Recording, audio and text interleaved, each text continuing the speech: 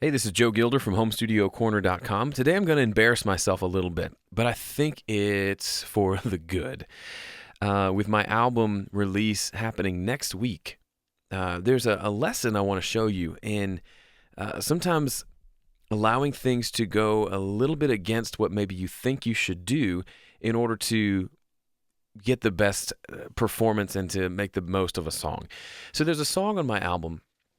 It's called Forgiveness, and it's a very just simple, soft, very kind of intimate piano ballad type song. So it's mostly just a piano and me singing.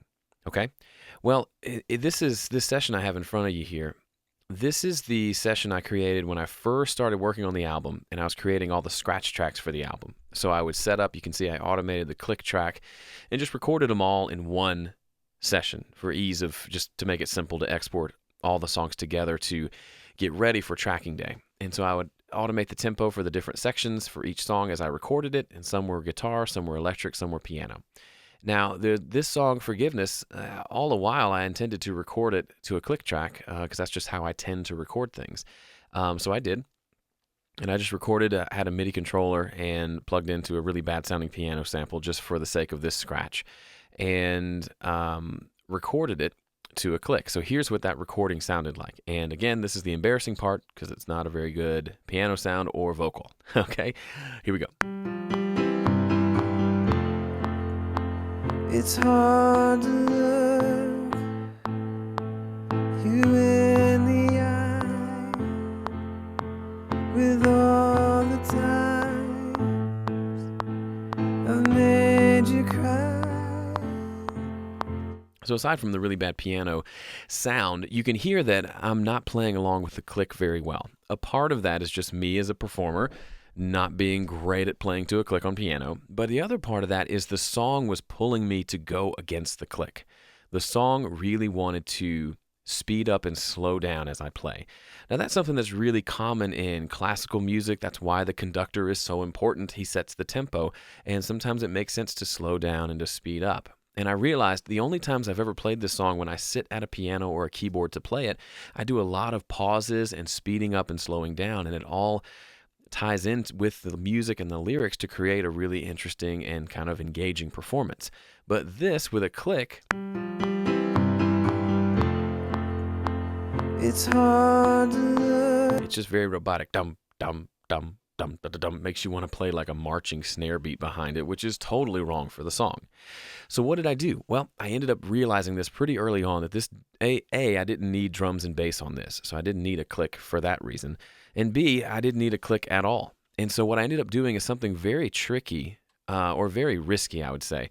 I recorded the entire piano and vocal track together. I ended up having a better keyboard at that point, a Motif, old Motif, and I set up a microphone and played the keyboard and had the outputs going into my board and played them together so I could speed up and slow down as I played. It just didn't make sense any other way to play it first and then sing over it because it's hard to really get those tempo changes without actually performing it. So I decided to record them both and hope for the best. And it ended up being one of my favorite tracks on the song because I managed to capture this really cool moment. And to play it for you, you've just heard the really bad version to a click. Listen to that same section on the final master and listen to how it speeds up and slows down, and it makes so much more sense and comes across in a much more musical fashion.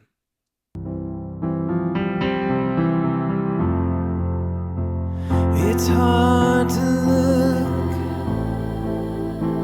you in the eye with all the times I've made you cry,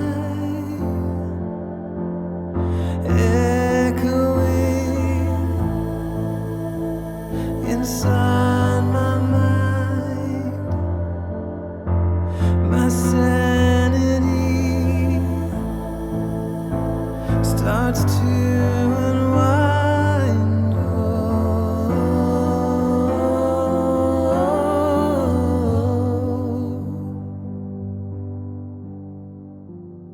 Forgiveness. and then it goes into the chorus. But you can hear as you listen, this is not to a click, right? It's almost like every phrase I speed up while I'm singing and slow down to kind of let that sit. And then certain phrases I slow down even more to just let those notes and those phrases linger, like the line that says, with all the times I've made you cry. And I'm singing it really high from my range, and it's got this emotion to it, and I'm letting it sit there for just a second, slowing it down just a little bit. And then obviously the big pause over here before the chorus, it even slows down even more. And we're just letting it letting it just ring out. And then we come in with the chorus. And that would not be possible to a click track. It would never have happened. I would have never had this performance. The song may have gotten cut from the album for all I know if I had insisted on keeping it to a click. So the takeaway point here is things like using a click track and doing things a certain quote-unquote proper way are great, and they have their place. But one of the keys to being a great musician and a great producer in the studio is you've got to develop that skill of knowing when to throw the rule book out the window or when to do something that's way more uncomfortable, like this was for me, in an effort to create and capture something that's way better than you could have the other way. Okay, so I hope this was helpful for you. The album will be out next week, April 7th, 2015. I hope you'll check it out over at joegildermusic.com.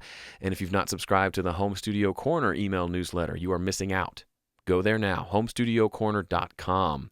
Look forward to hearing from you.